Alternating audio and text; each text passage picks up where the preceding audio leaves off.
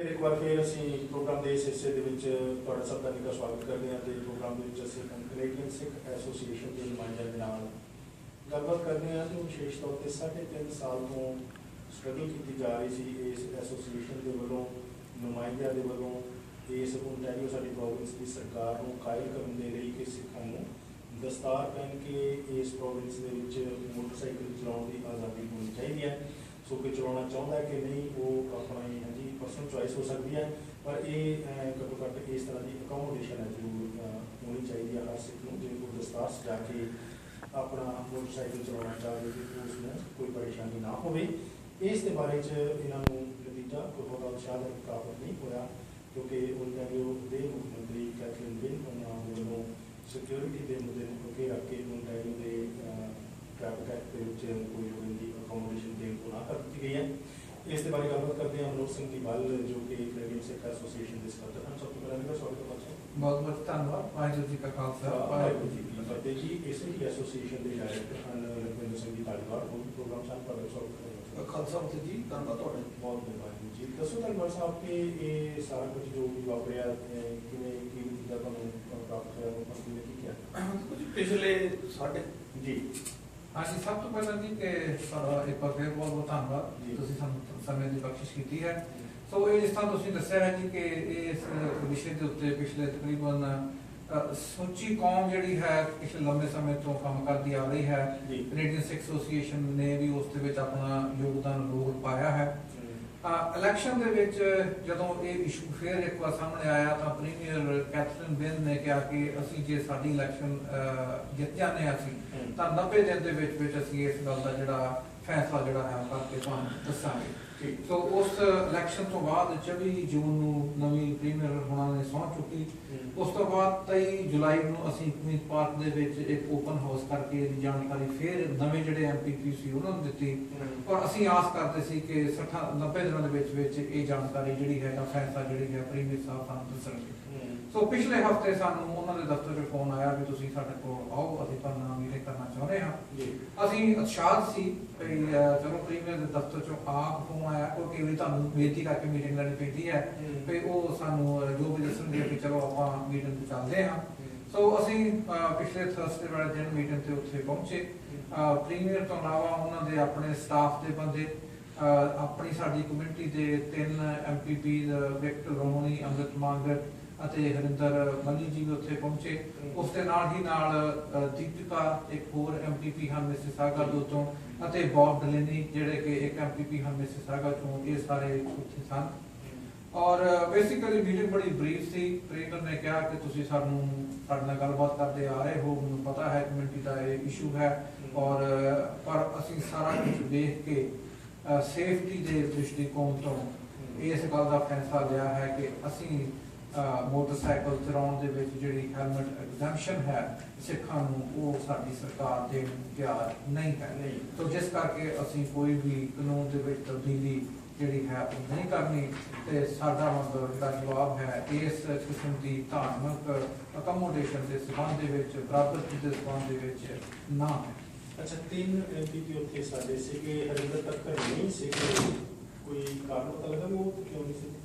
ਨਹੀਂ, ਉਹਨਾਂ ਸਾਨੂੰ ਕੋਈ ਕਾਰਨ ਨਹੀਂ ਦੱਸਿਆ। ਉਹਨਾਂ ਨੇ ਇਹਨਾਂ ਦੱਸਿਆ ਵੀ ਮੈਂ ਕਿਉਂਕਿ ਚਿੱਠੀ ਬੜੀ ਡਿਸਕਸ਼ਨ ਹੋਈ, ਅਸੀਂ ਮੈਂਸ਼ਨ ਕੀਤਾ ਕਿ ਸਿਰਫ ਕਮਿਊਨਿਟੀ ਜਾਂ ਕਮਿਊਨਿਟੀ ਦੀਆਂ ਸੰਸਥਾਵਾਂ ਜਾਂ ਕੌਮੀਅਤ ਤੌਰ ਤੇ ਹੀ ਨਹੀਂ ਪਰ ਸਾਡੇ ਇਸ ਇਲਾਕੇ ਦੇ ਜਿਹੜੇ ਐਮਪੀਪੀਜ਼ ਹਨ ਔਰ ਇਹਨਾਂ ਐਮਪੀਪੀਜ਼ ਨੇ ਆਪਣੀ ਚਿੱਠੀ ਜਿਹੜੀ ਲਿਖੀ 31 ਜੁਲਾਈ ਨੂੰ ਵਿੱਚ ਲਿਖਿਆ ਵੀ ਕਿ ਇਹਨਾਂ ਰਾਈਡਿੰਗਸ ਦੇ ਵਿੱਚ ਮੈਕਸਿਮਮ ਸਿੱਖ ਪਾਪੂਲੇਸ਼ਨ ਹੈ।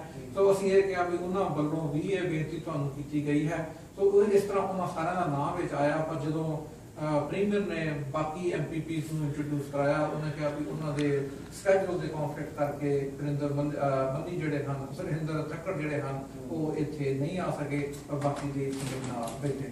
ਠੀਕ ਹੈ ਜੀ। ਸਾਨੂੰ ਲਿਖ ਕੇ ਪਤਾ ਲੱਗ ਰਿਹਾ ਜੀ ਵੀ ਹਰਿੰਦਰ ਤੱਕਰ ਕਾਫੀ ਨਾਖੁਸ਼ ਹਨ ਮੁੱਖ ਮੰਤਰੀ ਦੇ ਇਸ ਡਿਸੀਜ਼ਨ ਤੋਂ ਤੇ ਨਾਖੁਸ਼ੀ ਕਰਕੇ ਹੀ ਉਹ ਉੱਥੇ ਸ਼ਾਮਿਲ ਨਹੀਂ ਹੋਏ ਕਿਉਂਕਿ ਜੇ ਹਾਂਜੀ ਡਿਸੀਜ਼ਨ ਇਸ ਕਿਸਮ ਦਾ ਹੋਣਾ ਤੇ ਫਿਰ ਉੱਥੇ ਸਾਡੇ MPP ਦੀ ਹਾਜ਼ਰੀ ਦਾ ਕੋਈ ਬਹੁਤਾ ਵੱਡਾ ਕਾਰਨ ਨਹੀਂ ਸਮਝਦਾ, ਕੀ ਕਹਿਣਾ ਚਾਹੁੰਦੇ ਨਹੀਂ ਠੀਕ ਹੈ ਜੀ ਬਿਲਕੁਲ। ਕੱਲ ਅਸੀਂ ਇੱਕ ਰੇਡੀਓ ਪ੍ਰੋਗਰਾਮ ਦੇ ਉੱਤੇ ਹਰਿੰਦਰ ਤੱਕਰ ਜੀ ਤੇ ਮੈਂ ਅਸੀਂ ਉਹ ਆਪਣਾ ਗੱਲਬਾਤ ਵੀ ਕੀਤੀ, ਕਿਉਂਕਿ ਪਹਿਲਾਂ ਉਹਨਾਂ ਨੇ ਤੱਕਰ ਸਾਹਿਬ ਦੀ ਇੰਟਰਵਿਊ ਕੀਤੀ, ਉਸ ਤੋਂ ਬਾਅਦ ਵਿੱਚ ਮੇਰੇ ਨਾਲ ਇੰਟਰਵਿਊ ਕੀਤੀ ਤੇ ਉਹਨਾਂ ਨੇ ਹਰਿੰਦਰ ਤੱਕਰ ਹੋਣਾ ਜਿਸ ਤਰ੍ਹਾਂ ਤੁਸੀਂ ਕਿਹਾ ਕਿ ਉਸ ਰੇਡੀਓ ਪ੍ਰੋਗਰਾਮ ਦੇ ਉੱਤੇ ਆਪ ਇਹ ਅਨਾਉਂਸ ਕੀਤਾ ਕਿ ਮੈਂ ਇਸ ਹੋਏ ਫੈਸਲੇ ਦੇ ਨਾਲ ਖੁਸ਼ ਨਹੀਂ ਹਾਂ ਤੇ ਸਹਿਮਤ ਨਹੀਂ ਹਾਂ। ਸੋ ਇਹ ਚਿੱਠੀ ਤੋਂ ਵੀ ਇਦਾਂ ਹੀ ਪ੍ਰਤੀਤ ਹੁੰਦਾ ਸੀ ਕਿ ਹੁਣ ਉਹਨਾਂ ਨੇ ਆਪ ਵਰਬਲੀ ਇਹ ਗੱਲ ਜਿਹੜੀ ਸੀ ਏਅਰ ਦੇ ਉੱਤੇ ਵੀ ਕੱਲ ਸ਼ਾਮ ਦੇ ਪ੍ਰੋਗਰਾਮ ਦੇ ਵਿੱਚ ਕਹੀ। ਸੋ ਜੋ ਤੁਸੀਂ ਕਹਿ ਰਹੇ ਹੋ ਬਿਲਕੁਲ ਠੀਕ ਹੈ। ਤੇ ਬਾਕੀ ਜਿਹੜੇ ਵੀ 3 MPP ਉੱਥੇ ਸੀਗੇ ਉਹ ਖੁਸ਼ ਹੈ ਜੀ ਡਿਸੀਜਨ ਤਾਂ ਉੱਥੇ ਸੀ ਜਾਂ ਉਹਨਾਂ ਦਾ ਵੀ ਕਾਰਨ ਸੀ ਵੀ ਉੱਥੇ ਸੀਗੇ? ਉਹਨਾਂ ਦੱਸਿਆ ਨਹੀਂ ਜੀ ਸਾਨੂੰ, ਐਵੇਂ ਤੁਹਾਨੂੰ ਕਹੀਏ।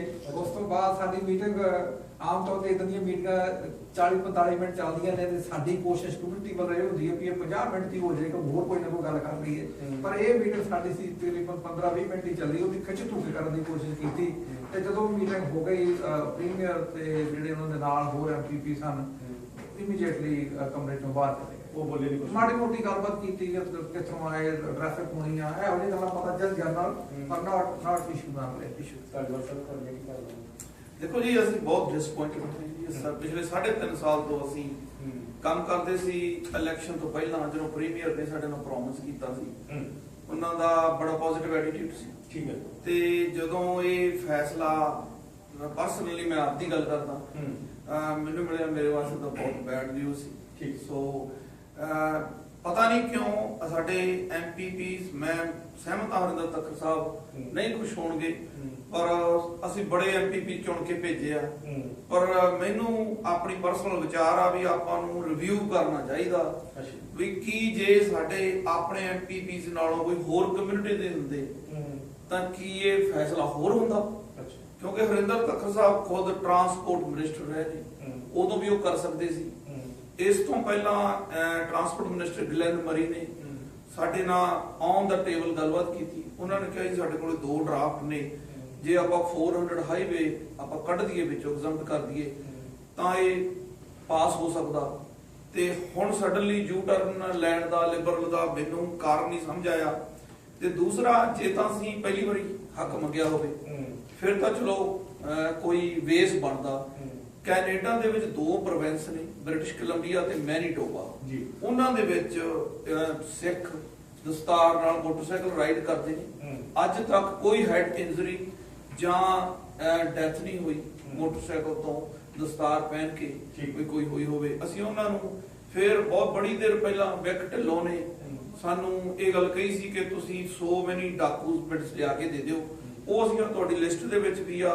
ਅਸੀਂ ਹਾਰਲੇ ਡੇਵਿਡਸਨ ਤੋਂ ਵੀ ਹੋਰ ਬੜੀਆਂ ਜਥੇਬੰਦੀਆਂ ਤੋਂ ਲਿਆ ਕੇ ਡਾਕੂਮੈਂਟਸ ਦਿੱਤੇ, ਪਰ ਉਹ ਸਾਡੀ ਮੈਨੂੰ ਇਉਂ ਲੱਗਦਾ ਵੀ ਉਹ ਪਹਿਲਾਂ ਹੀ ਉਹਨਾਂ ਨੇ ਮਨ ਬਣਾਇਆ ਸੀ ਤੇ ਉਹਨਾਂ ਨੇ ਸਾਨੂੰ ਜਵਾਬ ਦੇਣਾ ਸੀ, ਜਵਾਬ ਦਿੱਤਾ। ਜਿਸ ਤਰ੍ਹਾਂ ਇਹ ਪ੍ਰੈਸ ਰਿਲੀਜ਼ ਜਾਰੀ ਕੀਤੀ ਗਈ ਜੋ ਕੈਨੇਡੀਅਨ ਸਿੱਖ ਐਸੋਸੀਏਸ਼ਨ ਦੇ ਵੱਲੋਂ, ਇੱਕ ਸਫੇ ਦੀ ਤੇ ਦੂਸਰੇ ਸਫੇ ਤੇ ਸਾਰੀਆਂ ਉਹਨਾਂ ਸੰਸਥਾਵਾਂ ਤੇ ਇੰਡੀਵਿਜੂਅਲਸ ਦਾ ਨਾਂ, ਇਹ ਲੰਬੀ ਲਿਸਟ ਹੈ, ਲਿਖਿਆ ਹੋਇਆ ਕਿ ਕਿਹਨਾਂ ਨੇ ਜੀ ਇਹਨਾਂ ਦੇ ਹੱਕ ਦੇ ਵਿੱਚ ਆਪਣਾ ਜੋ ਹੈ ਉਹ ਸਟੈਂਡ ਲੈਣ ਦੀ ਕੋਸ਼ਿਸ਼ ਕੀਤੀ।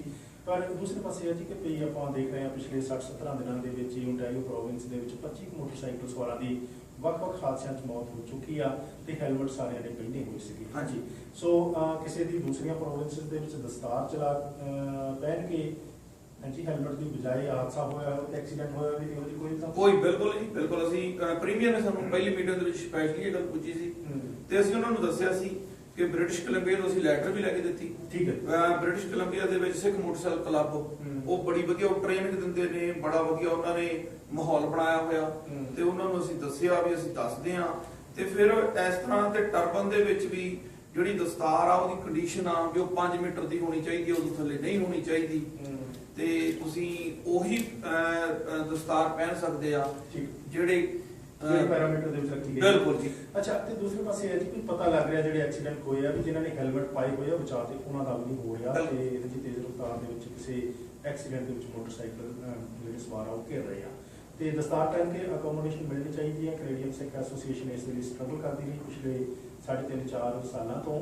ਹਰਿੰਦਰ ਤੱਕਰ ਉਹਨਾਂ ਦਾ ਨਾਂ ਲਿਆ, ਧਾਲੀਵਾਲ ਸਾਹਿਬ ਉਹਨਾਂ ਨੇ ਜੋ ਟਰਾਂਸਪੋਰਟ ਮਿਨਿਸਟਰ ਰਹੇ ਆ, ਪਰ ਉਹਨਾਂ ਦਾ ਤਰਕ ਆ ਵੀ ਉਹਨਾਂ ਨੇ ਜਵਾਬ ਨਹੀਂ ਸੀ ਦਿੱਤਾ। ਉਹ ਕਰ ਦੇਣਾ ਚਾਹੁੰਦੇ ਸੀਗੇ ਇਹ ਕੰਮ ਉਦੋਂ ਹੀ, ਪਰ ਕੈਨੇਡੀਅਨ ਸਿੱਖ ਐਸੋਸੀਏਸ਼ਨ ਕਾਫੀ ਕਾਹਲੀ ਪੈ ਗਈ ਜਾਂ ਫਿਰ ਅਚਾਨਕ ਹੀ ਇੱਕ ਵਿਅਕਤੀ ਜਿਹੜਾ ਉਹ ਹਾਂਜੀ ਓਨਟਾਰੀਓ ਦੇ ਹਿਊਮਨ ਰਾਈਟਸ ਕਮਿਸ਼ਨ ਦੇ ਕੋਲ ਚਲਾ ਗਿਆ ਜਿਸ ਦੇ ਨਾਲ ਕਿ ਫਿਰ ਉਸ ਵੇਲੇ ਓਨਟਾਰੀਓ ਦੀ ਪ੍ਰੋਵਿੰਸ ਦੀ ਗਵਰਨਮੈਂਟ ਦੇ ਵੱਲੋਂ ਡਿਸੀਜਨ ਲੈਣਾ ਮੁਸ਼ਕਲ ਹੋ ਗਿਆ ਕਿਉਂਕਿ ਮਾਮਲਾ ਇੱਕਦਮ ਹਿਊਮਨ ਰਾਈਟਸ ਕਮਿਸ਼ਨ ਕੋਲ ਚਲਾ ਗਿਆ। ਦੱਸੋ ਬਸ। ਨਹੀਂ ਜੀ, ਇਹ ਇਨਫੋਰਮੇਸ਼ਨ ਫੈਕਚੁਅਲ ਤੌਰ ਤੇ ਠੀਕ ਨਹੀਂ ਜਿਹੜੀ ਤੁਸੀਂ ਦੱਸੀ ਹੈ। ਅੱਛਾ, ਪਹਿਲੀ ਗੱਲ ਤਾਂ ਇਹ ਵੀ ਸਾਡੇ ਸਮਾਜ ਦੇ ਵਿੱਚੋਂ ਕੋਈ ਵੀ ਇੱਕ ਵਿਅਕਤੀ ਐਜ਼ ਅ ਸਿਟੀਜ਼ਨ ਆਪਣਾ ਕੋਈ ਵੀ ਗ੍ਰੀਵੈਂਸ ਲੈ ਕੇ ਆਪਣੀ ਸਰਕਾਰ ਕੋਲ ਜਾ ਸਕਦਾ ਤੇ ਕਹਿ ਸਕਦਾ ਵੀ ਤੁਸੀਂ ਮੇਰੇ ਜਿਹੜੇ ਮਸਲਾ ਹੈ ਹੱਲ ਕਰੋ। ਸਰਕਾਰ ਦਾ ਇਹ ਫਰਜ਼ ਬਣਦਾ ਹੈ ਇੱਕ ਲੀਡਰ ਹੋਣ ਦੇ ਕਾਰਨ ਕਰਕੇ। ਹੁਣ ਸਰਕਾਰ ਦੀ ਇਹ ਜ਼ਿੰਮੇਵਾਰੀ ਬਣਦੀ ਹੈ as a leader of the province, representative of the total population, ਕਿ ਉਹ ਉਸ ਮਸਲੇ ਦਾ ਹੱਲ ਲੱਭਣ। ਸੋ ਬਜਾਏ ਇਸ ਦੇ ਕਿ ਉਹ ਇਹ ਉਡੀਕਿਆ ਕਿ ਚੰਗਾ ਜੀ ਇੱਕ ਵਿਅਕਤੀ ਇਹ ਕੋਰਟ ਵਿੱਚ ਇਸ਼ੂ ਲੈ ਗਿਆ ਹੈ ਤੇ ਅਸੀਂ ਇਸ ਇਸ਼ੂ ਨੂੰ ਹੀ 10 ਸਾਲਾਂ ਲਈ ਬੰਦ ਕਰ ਦਈਏ, ਇਹ ਮੇਰਾ ਖਿਆਲ ਹੈ ਕਿ lack of leadership the classic example ਹੈ। ਜਿਹੜੀ ਕੋਈ ਮੈਂ ਤੁਹਾਨੂੰ ਸਵਾਲ ਦਾ ਜਵਾਬ ਦੇਣਾ, ਮੈਂ ਆਪਣੇ ਕੋਲੋਂ ਨਹੀਂ ਦਿੱਤੀ ਹਰਿੰਦਰ ਤੱਕ। ਨਹੀਂ, ਮੈਂ ਤਾਂ ਦੱਸਦਾ ਫੈਕਟਸ ਇਸ ਤਰ੍ਹਾਂ ਹੈਗੇ ਆ ਨਹੀਂ, ਜੋ ਕਹਿੰਦੇ ਮੈਂ ਕਰਨਾ ਚਾਹੁੰਦਾ ਸੀ, ਪਰ ਦੂਸਰੇ ਪਾਸੇ ਫਿਰ ਚੀਫ ਮਿਨਿਸਟਰ ਮੁੱਖ ਮੰਤਰੀ ਡਾਲਟਨ ਮੈਗੇਟੀ ਨੇ ਕਿਹਾ ਕਿ ਆਪਾਂ ਹਿਊਮਨ ਰਾਈਟਸ ਕਮਿਸ਼ਨ ਦਾ ਡਿਸੀਜਨ ਉਡੀਕ ਲਈ। ਨਹੀਂ ਜੀ, ਨਹੀਂ, ਇਹ ਬਿਲਕੁਲ ਇਹ ਜਿਹੜਾ ਕੇਸ ਹੈ ਜੀ, ਇਸ ਤਰ੍ਹਾਂ ਦੱਸਣ ਮੈਂ ਤੁਹਾਨੂੰ ਕੰਪਲੀਟ ਕਰ ਲਵਾਂ। ਜਿਹੜੀ ਅੰਟੇਰੀਓ ਲੈਜਿਸਲੇਚਰ ਹੈ ਸਾਡੀ ਵਿਧਾਨ ਸਭਾ, ਉਹ ਸੁਪਰੀਮ ਹੈ ਜੀ। ਜੇ ਇਹ ਕੇਸ ਕੋਈ ਇੱਕ ਵਿਅਕਤੀ ਉੱਥੇ ਲੈ ਵੀ ਗਿਆ ਸੀ, ਕਾਨੂੰਨ ਸਰਕਾਰ ਪਾਸ ਕਰਕੇ ਉਸ ਕਾਨੂੰਨ ਦੀ ਕਾਪੀ ਲੈ ਕੇ ਉਸ ਕੋਰਟ 'ਚ ਜਾ ਸਕਦੀ ਸੀ ਤੇ ਕੋਰਟ ਨੂੰ ਕਹਿੰਦੀ ਜੱਜ ਸਾਹਿਬ ਇਹ ਮਸਲਾ ਅਸੀਂ ਕੰਟੀਨਿਊ ਲੈਜਿਸਲੇਚਰ 'ਚ ਪਾਸ ਕਰਤਾ ਹੈ, ਤੇ ਜੱਜ ਜਿਹੜਾ ਸੀ ਕਹਿੰਦਾ ਥੈਂਕ ਯੂ ਤੇ ਤੁਸੀਂ ਕੋਰਟ ਦਾ ਟਾਈਮ ਵੀ ਸੇਵ ਕੀਤਾ ਹੈ। ਨੰਬਰ 2, ਫੈਕਚੁਅਲੀ ਕਰੈਕਟ ਇਨਫੋਰਮੇਸ਼ਨ, ਇਹ ਕੇਸ ਅੰਟੇਰੀਓ ਹਿਊਮਨ ਰਾਈਟਸ ਕਮਿਸ਼ਨ 'ਚ ਨਹੀਂ ਗਿਆ। ਇਹ ਜਿਹੜੀ ਆਮ ਆਪਣੀ ਸਧਾਰਨ ਕੋਰਟ ਹੈ, superior court of Canada of Ontario ਕਹਿ ਲਓ, ਆਮ ਕੋਰਟ ਦੇ ਵਿੱਚ ਇਹ ਕੇਸ ਨੂੰ ਖੜਿਆ ਗਿਆ, ਪਰ ਉੱਥੇ ਇੱਕ ਲੈਵਲ ਤੇ ਜਾ ਕੇ ਜਦੋਂ ਉਹਦੇ ਵਿੱਚ ਸਫਲਤਾ ਨਹੀਂ ਹੋਈ, ਉੱਥੇ ਰੋਕ ਦਿੱਤਾ ਗਿਆ। ਅਜੇ ਤੱਕ ਉੱਥੇ ਜੱਜ ਨੇ ਕੀ ਕਾਰਨ ਦੱਸਿਆ? ਉੱਥੇ ਜੱਜ ਨੇ ਇਹੋ ਗੱਲ ਦੱਸੀ ਜੀ ਕਿ ਜਿਵੇਂ ਉਹਨਾਂ ਦੇ ਹਿਸਾਬ ਦੇ ਨਾਲ, ਉਸ ਪਾਰਟਿਕੂਲਰ ਜੱਜ ਦੇ ਹਿਸਾਬ ਦੇ ਨਾਲ ਵੀ ਜਿਹੜਾ ਇਹ ਕਾਨੂੰਨ ਹੈ ਇਸ ਦੇ ਵਿੱਚ ਕੈਨੇਡੀਅਨ ਚਾਰਟਰ ਆਫ ਰਾਈਟਸ ਤੇ ਜਿਹੜਾ ਅੰਟੇਰੀਓ ਹਿਊਮਨ ਰਾਈਟਸ ਕੋਡ ਹੈ ਉਹਦੇ ਮੁਤਾਬਕ ਉਹ ਠੀਕ ਹੈ। ਸੋ ਕਹਿਣ ਦਾ ਮਤਲਬ ਇਹ ਆ ਵੀ ਉਹਨਾਂ ਨੇ ਹਿਊਮਨ ਰਾਈਟਸ ਕਮਿਸ਼ਨ ਨੂੰ ਬਾਈਪਾਸ ਕਰਕੇ ਕੋਰਟ ਵਿੱਚ ਚਲੇ ਗਏ? ਨਹੀਂ ਜੀ, ਨਹੀਂ। ਉਹ ਐਕਚੁਅਲੀ ਉਹਨਾਂ ਨੂੰ ਟਿਕਟ ਮਿਲੀ ਸੀ। ਅੱਛਾ, ਜੇ ਮੈਂ ਬਾਈਕ ਰਾਈਡ ਕਰਦਾ, ਠੀਕ ਹੈ, ਜੇ ਮੈਂ ਹੈਲਮਟ ਤੋਂ ਬਿਨਾਂ ਦਸਤਾਰ ਪਾ ਕੇ ਬਾਈਕ ਰਾਈਡ ਕਰੂੰਗਾ ਤਾਂ ਮੈਂ ਵਾਇਓਲੇਸ਼ਨ ਕਰੂੰਗਾ ਤੇ ਮੈਨੂੰ ਟਿਕਟ ਮਿਲੇਗੀ। ਜੇ ਮੈਂ ਉਹ ਟਿਕਟ ਲੈ ਕੇ ਕੋਰਟ 'ਚ ਜਾਵਾਂਗਾ ਤੇ ਮੈਂ ਟਿਕਟ ਫਾਈਟ ਕਰ ਰਿਹਾ, ਲਾਜ ਅਮੈਂਡਮੈਂਟ ਫਾਈਟ ਨਹੀਂ ਕਰ ਰਿਹਾ। ਠੀਕ ਹੈ, ਇਹ ਬੜੀ ਸਮਝਣ ਵਾਲੀ ਗੱਲ ਆ। ਅੰਟੇਰੀਓ ਦੇ ਵਿੱਚ ਕੋਈ ਵੀ ਅੱਜ ਤੱਕ ਹਿਊਮਨ ਰਾਈਟਸ ਕੋਡ ਨਹੀਂ ਗਿਆ। ਜਿਹੜਾ ਪ੍ਰੋਪਰ ਚੈਨਲ ਸੀ ਉਹ ਕੈਨੇਡੀਅਨ ਸਿੱਖ ਐਸੋਸੀਏਸ਼ਨ ਨੇ ਅਪਣਾਇਆ, ਕਿਉਂਕਿ ਸਾਡੇ ਐਮਪੀਪੀ, ਸਾਡੀ ਗਵਰਨਮੈਂਟ, ਉਹਨਾਂ ਦਾ ਫਰਜ਼ ਬਣਦਾ। ਸਿੱਖਾਂ ਨੂੰ ਕੈਨੇਡਾ 'ਚ ਆਇਆਂ ਨੂੰ 100 ਸਾਲ ਤੋਂ ਜ਼ਿਆਦਾ ਹੋ ਗਏ। ਅਸੀਂ ਹਰ ਕੰਮ ਹੁਣ ਕੋਰਟ 'ਚ ਜਾ ਕੇ ਆਪਣੇ ਹੱਕ ਲਈਏ। ਅਸੀਂ ਆਪਣੇ 8-9 ਐਮਪੀਪੀ ਚੁਣ ਕੇ ਭੇਜਦੇ ਆ, ਐਮਪੀ ਜਾਂਦੇ ਨੇ। ਅੱਜ ਵੀ ਜੇ ਸਿੱਖ ਹਰ ਚੀਜ਼ ਕੋਰਟ 'ਚ ਜਾ ਕੇ ਲੈਣ ਤੇ ਮੈਨੂੰ ਲੱਗਦਾ ਫਿਰ ਤਾਂ ਅਸੀਂ ਕੁਝ ਛੱਡਿਆ ਨਹੀਂ।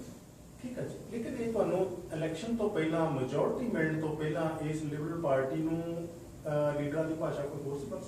ਬਿਲਕੁਲ ਹੋ ਸੀ ਜੀ, ਲਿਖਤੀ ਰੂਪ ਦੇ ਵਿੱਚ। ਅੱਛਾ, ਜਦੋਂ ਅੱਜ ਦੀ ਜਿਹੜੇ ਆਪਣਾ ਪ੍ਰੀਮੀਅਰ ਸਹਿਬਾਨ ਹਨ, ਸਾਡੇ ਪ੍ਰੀਮੀਅਰ ਕੈਥੋਲਿਕ, ਜਦੋਂ ਇਹਨਾਂ ਨੇ ਆਪਣਾ ਕੈਂਡੀਡੇਟ ਦੇ ਤੌਰ ਤੇ ਉੱਤੇ ਆਪਣੀ ਇਲੈਕਸ਼ਨ ਡਿਕਲੇਅਰ ਕੀਤੀ ਡਾਕਟਰ ਮੈਗੇਟੀ ਹੋਣਾ ਤੇ ਰਿਜ਼ਾਈਨ ਤੋਂ ਬਾਅਦ, ਅਸੀਂ ਇਹਨਾਂ ਨੂੰ ਇੱਕ ਸਵਾਲ ਭੇਜਿਆ ਸਾਰੇ ਉਮੀਦਵਾਰਾਂ ਨੂੰ ਕਿ ਜੇ ਤੁਸੀਂ ਲੀਡਰ ਬਣਦੇ ਹੋ ਤੇ ਤੁਹਾਡਾ ਇਸ ਇਸ਼ੂ ਬਾਰੇ ਕੀ ਰਿਸਪੌਂਸ ਹੋਏਗਾ। ਠੀਕ ਹੈ, ਸਾਰੇ ਹੀ ਲੀਡਰਾਂ ਨੇ ਇਨਕਲੂਡਿੰਗ ਆਪਣੇ ਜਿਹੜੇ ਪ੍ਰੀਮੀਅਰ ਨੇ, ਉਹਨਾਂ ਨੇ ਕਿਹਾ ਕਿ ਅਸੀਂ ਇਸ ਇਸ਼ੂ ਦਾ ਕਮੇਟੀ ਨਾਲ ਗੱਲ ਕਰਕੇ, ਦੂਜੀਆਂ ਰਾਜਨੀਤਿਕ ਪਾਰਟੀਆਂ ਨਾਲ ਗੱਲ ਕਰਕੇ, ਕਿਉਂਕਿ ਉਸ ਟਾਈਮ ਦੇ ਉੱਤੇ ਮਿਨੋਰਿਟੀ ਆਪਣਾ ਕਮਿਊਨਿਸਟ ਪਾਰਟੀ ਸੀ, ਅਸੀਂ ਇਹਨਾਂ ਦੇ ਨਾਲ ਸਾਰਿਆਂ ਨਾਲ ਗੱਲਬਾਤ ਕਰਕੇ ਇਸ ਮਸਲੇ ਦਾ ਹੱਲ ਲੱਭਾਂਗੇ। ਠੀਕ ਹੈ, ਐਡਰੈਸ ਕਰਾਂਗੇ।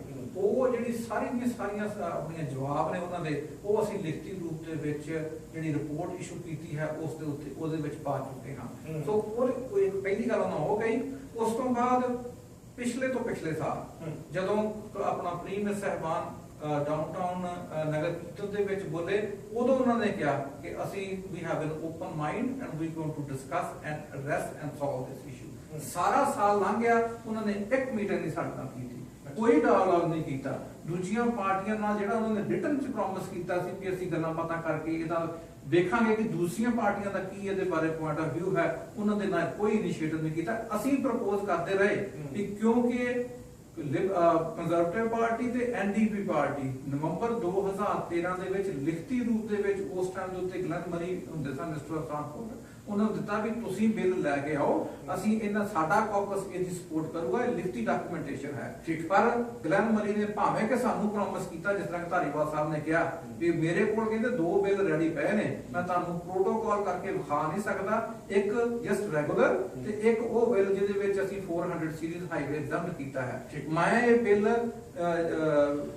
ਮਾਰਚ ਵਿੱਚ ਜਾਂ ਅਪ੍ਰੈਲ ਵਿੱਚ ਲੈ ਕੇ ਆਉਣਾ ਚਾਹੁੰਦਾ ਇਸ ਸਾਲ, ਤੇ ਤੁਸੀਂ ਇਸ ਯਕੀਨਨ ਬਣਾਓ ਕਿ ਸਾਨੂੰ ਦੂਸਰੀਆਂ ਦੋਵੇਂ ਪਾਰਟੀਆਂ ਸਪੋਰਟ ਕਰਨਗੀਆਂ, ਸਾਨੂੰ ਲਿਖਤੀ ਸਪੋਰਟ ਲੈ ਕੇ ਦਿਓ। ਅਸੀਂ ਲਿਖਤੀ ਸਪੋਰਟ ਉਹਨਾਂ ਨੂੰ ਲੈ ਕੇ ਦਿੱਤੀ, ਉਹਨਾਂ ਨੇ ਫਿਰ ਬਿੱਲ ਨਹੀਂ ਪੇਸ਼ ਕੀਤਾ। ਸੋ ਇਲੈਕਸ਼ਨ ਤੋਂ ਪਹਿਲਾਂ ਤੁਹਾਡੇ ਸਵਾਲ ਦਾ ਜਵਾਬ ਵੀ ਵਰਤੀਰਾ ਸੀ, ਤੇ ਇਲੈਕਸ਼ਨ ਤੋਂ ਬਾਅਦ ਵਰਤੀਰਾ ਜਿਹੜਾ ਹੋਰ ਹੋ ਗਿਆ। ਅੱਛਾ ਜੀ, ਤੇ ਹੁਣ ਤੁਸੀਂ ਫਿਰ ਦੂਸਰੀਆਂ ਪਾਰਟੀਆਂ ਨੂੰ ਦੱਸਿਆ ਵੀ ਆਹ ਤੁਹਾਨੂੰ ਡਿਸੀਜਨ ਮਿਲਿਆ? ਹਾਂਜੀ, ਇਹ ਹੁਣ ਜੇ ਕਰ ਰਹੇ ਕਿਉਂਕਿ ਥਰਸਡੇ ਨੂੰ ਤੇ ਵੇਖੋ ਜੀ ਸਾਡੇ ਵਾਸਤੇ ਡਾਊਨ ਡੇ ਸੀ, ਉਹਨਾਂ ਨੂੰ ਕਹੀਏ, ਕਿਉਂਕਿ ਅਸੀਂ 5-6 ਵਜੇ ਤੱਕ ਉੱਥੇ ਬੈਠੇ ਕਾਫੀ ਪੀਂਦੇ ਰਹੇ, ਵਿਚਾਰਾਂ ਕਰਦੇ ਰਹੇ। ਸੋ ਆ ਕੇ ਅਸੀਂ ਹੁਣ ਪ੍ਰੈਸ ਰਿਲੀਜ਼ ਲਿਖੀ ਹੈ, ਜਿਹੜੀ ਅੱਜ ਸਵੇਰੇ ਮੈਂ ਤੁਹਾਨੂੰ ਈਮੇਲ ਭੇਜੀ ਹੈ।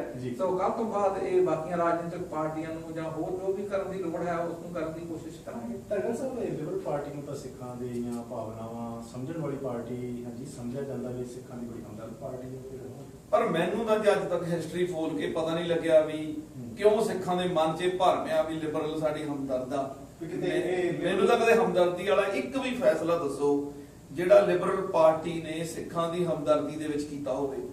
ਹੁਣ ਜਿਹੜਾ ਇਹ 3.5 ਸਾਲ ਤੋਂ ਅਸੀਂ ਵਰਕ ਕਰਦੇ ਆ ਰਹੇ ਹਾਂ, ਤੇ ਇਹਦੇ ਤੇ ਕੁਦਰਤੀ ਗੱਲ ਆ, ਸਾਡਾ ਪੈਸਾ ਵੀ ਵੇਸਟ ਹੋਇਆ, ਸਾਡੀ એનર્ਜੀ ਵੀ ਵੇਸਟ ਹੋਈ। ਅਸੀਂ ਕਮਿਊਨਿਟੀ 'ਚ 3.5-4 ਸਾਲ ਤੋਂ ਲਗਾਤਾਰ ਵਰਕ ਕਰਦੇ ਆ ਰਹੇ ਹਾਂ। ਅੱਛਾ, ਤੇ ਹੁਣ ਜਿਹੜਾ ਬਲ ਸਾਹਿਬ ਦੱਸ ਕੇ ਹਟਿਆ ਓਪਨ ਹਾਊਸ ਕੀਤਾ, ਉਹਦੇ ਵਿੱਚ ਲਿਬਰਲ ਦਾ ਕੋਈ ਵੀ ਐਮਪੀਪੀ ਨਹੀਂ ਆਇਆ ਓਪਨ ਹਾਊਸ ਦੇ ਵਿੱਚ। ਉਸ ਦਿਨ ਸਾਨੂੰ ਸਮੈਲ ਤਾਂ ਆਈ ਸੀ ਵੀ ਇਹ ਸਮਥਿੰਗ ਇਜ਼ ਨਾਟ ਰਾਈਟ, ਪਰ ਜੋ ਉਹਨਾਂ ਨੇ ਜਵਾਬ ਦਿੱਤਾ, ਜੋ ਉਹਨਾਂ ਨੇ ਜਵਾਬ ਦੇਣ ਦਾ ਤਰੀਕਾ ਸੀ, ਉਹ ਬੜਾ ਡਿਸਪੋਇੰਟਡ ਸੀ। ਅਨਫੋਰਚੂਨੇਟਲੀ ਫੈਡਰਲ ਲੈਵਲ ਪਾਰਟੀ ਤੇ ਓਨਟਾਰੀਓ ਦੀ ਪ੍ਰੋਵਿੰਸ਼ੀਅਲ ਜਿਹੜੀ ਲਿਬਰਲ ਪਾਰਟੀ ਉਹ ਚ ਫਰਕ ਹੈ ਕੋਈ ਸਿੱਖਾਂ ਦਾ? ਦੇਖੋ ਜੀ, ਇਹ ਤਾਂ ਹੁਣ ਪਾਰਟੀ ਜਾਣਦੀ ਆ, ਪਰ ਮੈਂ ਕਹਿ ਸਕਦਾ ਜੀ ਬਈ ਲਿਬਰਲ ਨੇ ਇੱਕ ਜਿਹੜਾ ਸਿੱਖਾਂ ਦਾ ਛੋਟਾ ਜਿਹਾ ਮਸਲਾ ਹੱਲ ਨਹੀਂ ਕੀਤਾ, ਕੱਲ ਨੂੰ ਸਿੱਖਾਂ ਨੂੰ ਵੱਡੇ ਮਸਲੇ ਦੀ ਲੋੜ ਪਈ ਤੇ ਉਹ ਤਾਂ ਫਿਰ ਕਿੱਥੋਂ ਹੱਲ ਕਰਨਾ। ਇਹ ਤਾਂ ਹੁਣ ਜਿਹੜੇ ontario ਦੇ ਵਸਿੰਦੇ ਆ ਸਿੱਖ, ਜਿਹੜੇ ਕੈਨੇਡੀਅਨ ਸਿੱਖ ਨੇ, ਉਹਨਾਂ ਨੂੰ ਸੋਚਣਾ ਚਾਹੀਦਾ। ਉਹ ਲਿਬਰਲ ਪਾਰਟੀ ਨੂੰ ਸਵਾਲ ਪੁੱਛਣ ਵੀ ਅੱਜ ਤੱਕ ਤੁਸੀਂ ਸਾਡੇ ਵਾਸਤੇ ਕੀ ਕੀਤਾ। ਬਸ 12 ਜੂਨ ਨੂੰ ਜਿਹੜੀਆਂ ਇਲੈਕਸ਼ਨ ਹੋਈ ਆ, ਉਹਦੇ ਵਿੱਚ ਥੋੜਾ ਜਿਹਾ ਲਿਬਰਲ ਪਾਰਟੀ ਦੀ ਲੀਡਰਸ਼ਿਪ ਨੇ ਮਹਿਸੂਸ ਜ਼ਰੂਰ ਕੀਤਾ ਵੀ ਸਿੱਖਾਂ ਦਾ ਝੁਕਾਅ ਐਨਡੀਪੀ ਵੱਲ ਨੂੰ ਜ਼ਿਆਦਾ। ਇਹਦੇ ਬਾਰੇ ਕੀ ਕਹਾਂ? ਠੀਕ ਹੈ ਜੀ, ਉਹ ਮਤਲਬ ਮੈਂ ਵੈਸੇ ਬਹੁਤਾ ਜ਼ਿਆਦਾ ਪੋਲੀਟੀਕਲੀ ਇਨਵੋਲਵ ਹੈ ਨਹੀਂ, ਸੋ ਇਹਦੇ ਬਾਰੇ ਕੋਈ ਬਹੁਤੀ ਓਪੀਨੀਅਨ ਨਹੀਂ ਮੇਰੀ ਹੈਗੀ, ਪਰ ਆਮ ਸ਼ੋਰ ਕਿ ਜਿਸ ਤਰੀਕੇ ਦੇ ਨਾਲ ਵੀ ਆਮ ਜਨ ਸਧਾਰਨ ਸਿਟੀਜ਼ਨ ਜਿਹੜਾ ਹੈ ਮਹਿਸੂਸ ਕਰਦਾ ਹੈ ਵੀ ਕਿਹੜੀ ਪਾਰਟੀ, ਕਿਹੜਾ ਇੰਡੀਵਿਜੂਅਲ ਉਹਨਾਂ ਦੇ ਜਿਹੜੇ ਹੱਕ ਨੇ ਜਾਂ ਉਹਨਾਂ ਦੇ ਜਿਹੜੇ ਇਸ਼ੂ ਨੇ, ਚਾਹੇ ਉਹ ਇੰਸ਼ੋਰੈਂਸ ਦਾ ਹੈ, ਚਾਹੇ ਉਹ ਆਪਣਾ ਰੈਂਟ ਕੰਟਰੋਲ ਦਾ ਹੈ, ਚਾਹੇ ਉਹ ਦਸਤਾਰ ਦਾ ਹੈ, ਸੋ ਜਿੱਧਰ ਜਿੱਧਰ ਨੂੰ ਉਹ ਮਹਿਸੂਸ ਕਰਦੇ ਨੇ ਉਹ ਆਮ ਤੌਰ ਦੇ ਉੱਤੇ ਉਧਰ ਨੂੰ ਵੋਟਾਂ ਪਾਉਂਦੇ ਨੇ। ਪਰ ਜਿਸ ਤਰ੍ਹਾਂ ਤੁਸੀਂ ਆਪਾਂ ਸਾਰੇ ਜਾਣਦੇ ਆ ਵੀ ਜ਼ਿਆਦਾ ਝੁਕਾਅ ਜਿਹੜਾ ਹੈ ਉਹ ਲਿਬਰਲ ਵਾਲੇ ਪਾਸੇ ਜ਼ਰੂਰ ਹੈ, ਪਰ ਮੈਂ ਧਾਰੀਵਾਲ ਸਾਹਿਬ ਨੂੰ ਇਸ ਗੱਲ ਦੇ ਨਾਲ ਸਹਿਮਤ ਹਾਂ ਵੀ ਜੇ ਆਪਾਂ ਇਸ਼ੂਜ਼ ਦੇ ਪੁਆਇੰਟ ਆਫ ਵਿਊ ਤੋਂ ਆਇਡੈਂਟੀਫਾਈ ਕਰਨੇ ਸ਼ੁਰੂ ਕਰੀਏ, ਬੋਥ ਫੈਡਰਲ ਐਂਡ ਪ੍ਰੋਵਿੰਸ਼ੀਅਲ, ਜਿਹੜਾ ਤੁਸੀਂ ਕੁਐਸਚਨ ਪੁੱਛਿਆ, ਬੋਥ ਪ੍ਰੋਵਿੰਸ਼ੀਅਲ ਐਂਡ ਫੈਡਰਲ, ਮੈਜੋਰਟੀ ਤੌਰ ਦੇ ਉੱਤੇ ਜਿਹੜੇ ਮਿਨੋਰਿਟੀ ਕਮਿਊਨਿਟੀਜ਼ ਦੇ ਇਸ਼ੂ ਨੇ, ਜਾਂ ਮੈਂ ਕਹਾਂਗਾ ਸਾਡੀ ਆਪਣੀ ਕੌਮ ਦੇ ਪੱਖ ਦੇ ਉੱਤੋਂ ਸਾਡੀ ਦਸਤਾਰ ਦੇ ਨਾਲ, ਸਾਡੀ ਜੀਵਨ ਜਾਂਚ ਦੇ ਨਾਲ ਰਿਲੇਟਡ ਇਸ਼ੂ ਨੇ, ਉਹ ਲਿਬਰਲ ਨੇ ਸਾਡੇ ਹੱਲ ਨਹੀਂ ਕੀਤੇ। ਔਰ ਮੈਂ ਇਹ ਵੀ ਐਡ ਕਰਨਾ ਚਾਹਾਂਗਾ ਕਿ ਹੁਣ ਜੇ ਆਪਾਂ ਅੰਤਰਰਾਸ਼ਟਰੀ ਪੱਧਰ ਤੇ ਵੀ ਜਾਈਏ, 1984 ਦਾ ਜਿਹੜੀ ਪਟੀਸ਼ਨ ਦੀ ਗੱਲਬਾਤ ਹੋਈ, ਉਸ ਟਾਈਮ ਦੇ ਉੱਤੇ ਜਿੰਨੇ ਸਿੱਖਾਂ ਨੂੰ ਮੇਰਾ ਖਿਆਲ ਡਿਸਅਪਾਇੰਟਮੈਂਟ ਇਸ ਕਰਕੇ ਹੋਈ ਕਿ ਮਾਈਕਲ ਇਗਨਾਟੀਅਫ ਨੇ ਇਹ ਵੀ ਨਹੀਂ ਵੀ ਪ੍ਰਾਈਵੇਟ ਮੀਟਿੰਗ ਦੇ ਵਿੱਚ ਗੱਲ ਕਹੀ, ਉਹਨੇ ਪਬਲਿਕ ਸਟੇਟਮੈਂਟ ਪ੍ਰੈਸ ਰਿਲੀਜ਼ ਥਾਣੀ ਇਹ ਕਹਿਤਾ ਵੀ ਆ ਜਿਹੜੀ ਪਟੀਸ਼ਨ ਦਾ ਤੁਸੀਂ ਕੰਮ ਕਰ ਰਹੇ ਹੋ ਵੀ ਇਹਦੇ ਮੈਂ ਹੱਕ ਨਹੀਂ ਹੈਗਾ। ਪਰ ਉਹ ਤਾਂ ਕੰਜ਼ਰਵੇਟਿਵ ਪਾਰਟੀ ਨੇ ਇੱਕ ਬਹੁਤਾ ਵਧੀਆ ਡਿਸੀਜਨ ਨੇ ਦਿੱਤਾ। ਦੀਪਕ ਓਬਰਾਏ ਦੀ ਲਿਖੀ ਹੋਈ ਆ ਰਿਸਪੌਂਸ ਆ ਜਿਹੜਾ ਉਹ ਪਟੀਸ਼ਨ ਦੇ ਜਵਾਬ ਵਿੱਚ ਸਾਡੇ ਕੋਲ ਹੈਗਾ, ਪਰ ਜਿਸ ਤਰੀਕੇ ਦੇ ਨਾਲ ਸਿੱਖ ਕਮਿਊਨਿਟੀ ਮਹਿਸੂਸ ਕਰਦੀ ਹੈ ਉਹ ਜ਼ਿਆਦਾ ਮਾਣ ਲਿਬਰਲ ਤੇ ਕਰਦੀ, ਜ਼ਿਆਦਾ ਮਾਣ ਲਿਬਰਲ ਤੇ। ਅੱਛਾ, ਥੋੜਾ ਜਿਹਾ ਆਪਾਂ ਆਪਣੇ ਐਮਪੀਪੀਸ ਤੇ ਬੜੀ ਸ਼ਿਕਾਇਤ ਐਮਪੀਸ ਤੇ ਵੀ ਬੜੀ ਕਰਦੇ ਆ ਵੀ ਪਾਰਲੀਮੈਂਟ ਜਾ ਕੇ ਆਪੋ ਆਪਣੇ ਅਹੁਦਿਆਂ ਨੂੰ ਹੋਰ ਵਧਾਉਣ ਦੇ ਲਈ ਨਿੱਜੀ ਤੌਰ ਤੇ ਬੜੇ ਸਰਗਰਮ ਰਹਿੰਦੇ ਆ, ਇਕੱਠੇ ਹੋ ਕੇ ਕੰਮ ਨਹੀਂ ਕਰਦੇ। ਜੇ ਗਰੁੱਪ ਬਣਾ ਕੇ ਕੰਮ ਕਰਨ ਤੇ ਪ੍ਰਾਪਤੀਆਂ ਜ਼ਿਆਦਾ ਕਰ ਸਕਦੇ ਆ, ਪਰ ਹੁਣ ਤੇ ਉਹਨਾਂ ਨੇ ਗਰੁੱਪ ਬਣਾ ਕੇ ਚਿੱਠੀ ਲਿਖੀ ਪਰ ਫਿਰ ਵੀ ਪ੍ਰਾਪਤੀ ਨਹੀਂ ਹੋਈ। ਉਹਦੇ ਵਿੱਚ ਦੇਖੋ ਇਹ ਅਸੀਂ ਉਹਨਾਂ ਦੇ ਨਾਲ ਅੱਜ ਜਿਸ ਤਰ੍ਹਾਂ ਤੁਸੀਂ ਮੈਨੂੰ ਕੱਲ ਪੁੱਛਿਆ ਸੀ ਵੀ ਚੰਗਾ ਜੀ ਤੁਹਾਡਾ ਹੁਣ ਅਗਲਾ ਸਟੈਪ ਕੀ ਹੈ, ਮੈਂ ਤੁਹਾਨੂੰ ਦੱਸਿਆ ਸੀ ਕਿ ਅਸੀਂ ਅਗਲਾ ਸਟੈਪ ਬਾਰੇ ਵਿਚਾਰ ਨਹੀਂ ਕੀਤੀ, ਅਜੇ ਸ਼ੌਕ 'ਚ ਹੀ ਆ, ਤੇ ਅਸੀਂ ਮੀਟਿੰਗ ਕਰਕੇ ਆਏ ਆ। ਹੁਣ ਅਸੀਂ ਉਹਨਾਂ ਨੂੰ ਬੇਨਤੀ ਕਰਨੀ ਆ ਵੀ ਆਓ ਆਪਾਂ ਫੇਰ ਟੇਬਲ ਤੇ ਬੈਠ ਕੇ ਦੇਖੀਏ ਵੀ ਤੁਸੀਂ ਔਨ ਦੀ ਪੇਪਰ ਇਸ ਗੱਲ ਦੀ ਸਪੋਰਟ ਵਿੱਚ ਉਹ ਹਮ। ਚਿੱਠੀ ਦਿੱਤੀ ਹੈ। ਔਰ ਮੈਂ ਇਹ ਕਹਾਂਗਾ ਇੱਕੋ ਚਿੱਠੀ ਹੁੰਦੀ ਹੈ ਵੀ yes we support this issue of the community. ਜੀ। ਇਹ ਇਦਾਂ ਦੀ ਲੈਟਰ ਨਹੀਂ, hmm. It's a very strong, very logical, rational. ਤੇ ਮੈਂ ਕਹਾਂਗਾ ਕੁਝ ਉਹ ਵੀ ਐਂਗਲ ਜਿਹੜੇ ਸ਼ਾਇਦ ਸਾਡੇ ਮਨ ਚ ਨਾ ਆਏ ਹੁਣ, ਤੇ ਜਾਂ ਅਸੀਂ ਉਹਨਾਂ ਨੂੰ ਆਪਣੀਆਂ ਸਾਰੀਆਂ 3.5 ਸਾਲ ਦੀਆਂ ਪ੍ਰੈਜੈਂਟੇਸ਼ਨ ਕਵਰ ਨਹੀਂ ਕੀਤਾ, ਉਹਨਾਂ ਨੇ ਉਹ ਵੀ ਇਸ਼ੂ ਉਸ ਚਿੱਠੀ ਦੇ ਵਿੱਚ ਲਿਆਂਦੇ ਨੇ। ਠੀਕ। So it's a very good sound letter. So ਕਿਉਂਕਿ ਹੁਣ ਇਸ ਚਿੱਠੀ ਦੇ ਬਾਵਜੂਦ ਵੀ ਸਾਨੂੰ ਸਫਲਤਾ ਨਹੀਂ ਮਿਲੀ, ਤੇ ਹੁਣ ਆਓ ਆਪਾਂ ਬੈਠ ਕੇ ਵਿਚਾਰ ਕਰੀਏ ਕਿ ਆਪਾਂ ਨੈਕਸਟ ਹੁਣ ਕੀ ਕਰਨਾ। ਸੋ ਇਦਾਂ ਦੀਆਂ ਵਿਚਾਰਾਂ ਕਰ ਰਹੇ ਹਾਂ, ਔਰ ਆਉਣ ਵਾਲੇ ਹਫ਼ਤਿਆਂ ਦੇ ਵਿੱਚ, ਮਹੀਨਿਆਂ ਦੇ ਵਿੱਚ ਇਹਨਾਂ ਨੂੰ ਫਾਲੋ ਕਰਾਂਗੇ। ਠੀਕ ਹੈ ਜੀ। ਕੈਨੇਡੀਅਨ ਸਿੱਖ ਐਸੋਸੀਏਸ਼ਨ ਤੋਂ ਸਕੱਤਰ ਹਨ ਮਨੋਜ ਸਿੰਘ ਜੀ ਬਾਲ ਪ੍ਰੋਗਰਾਮ 'ਚ, ਇਸ ਦੇ ਨਾਲ ਹੀ ਡਾਇਰੈਕਟਰ ਹਨ ਲਖਵਿੰਦਰ ਸਿੰਘ ਜੀ ਧਾਲੀਵਾਲ ਸਾਹਿਬ। ਜੇ ਹਾਂਜੀ ਪੋਲੀਟੀਸ਼ੀਅਨਸ ਫਰਜ਼ ਕਰੋ ਕਿਸੇ ਤਰੀਕੇ ਦੇ ਨਾਲ ਨਹੀਂ ਕੋਈ ਹਾਂ ਪੱਖੀ ਹੁੰਗਾਰਾ ਮਿਲਦਾ, ਤੇ ਫਿਰ ਅਗਲਾ ਰੈਵਨਿਊ ਕੀ ਹੈ? ਦੇਖੋ ਜੀ, ਹੁਣ ਤਾਂ ਵੈਸੇ ਉਹਨਾਂ ਨੇ ਤਾਂ ਜਵਾਬ ਦੇ ਹੀ ਦਿੱਤਾ, ਤੇ ਉਹਦਾ ਕੋਈ ਬਹੁਤੀ ਆਸ ਦੀ ਗੱਲ ਤਾਂ ਹੈ ਨਹੀਂ ਗੀ। ਹੁਣ ਆਪਣੇ ਕੋਲੇ ਜਿਹੜਾ ਅਗਲਾ ਚੈਨਲ ਆ ਉਹ ਤਾਂ ਹੈਗਾ ਹਿਊਮਨ ਰਾਈਟਸ ਕੋਰਟ। ਅੱਛਾ। ਪਰ ਮੈਂ ਜਿਹੜੇ ਕੈਨੇਡੀਅਨ ਸਿੱਖ ਨੇ ਓਨਟਾਰੀਓ 'ਚ ਵਸਣ ਵਾਲੇ, ਉਹਨਾਂ ਨੂੰ ਅਪੀਲ ਕਰਨੀ ਚਾਹੁੰਦਾ ਵੀ ਆਪਾਂ ਨੂੰ ਆਪਦੇ ਸਵੈ ਪੜਚੋਲ ਜ਼ਰੂਰ ਕਰਨੀ ਚਾਹੀਦੀ ਆ। ਮੈਨੂੰ ਲੱਗਦਾ ਜਿਹੜੀ ਆਪਣੀ ਮੈਮਰੀ ਬਹੁਤ ਸ਼ਾਰਟ ਆ, ਆਪਾਂ ਨੂੰ ਯਾਦ ਰੱਖਣਾ ਚਾਹੀਦਾ ਵੀ ਕਿਸ ਨੇ ਸਾਡੇ ਕੀ ਕੰਮ ਕੀਤੇ।